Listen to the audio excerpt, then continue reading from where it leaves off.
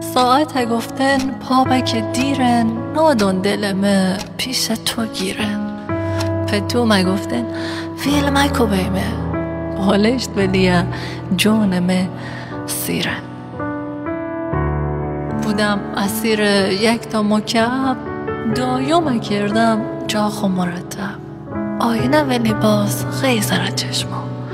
بغضمه شاید بوده مسبب پنجره این روی اتاقم عکس تو اما امهد و ساکم مشه خوندم از چشمون تو کتاب گفتن مزیر خاکم نگام اگفتن با سینی چوی زندگی بی تو چه تلخ نیوای کم بودن اما نهیب بب ما مم بری گردن کاتوغ مای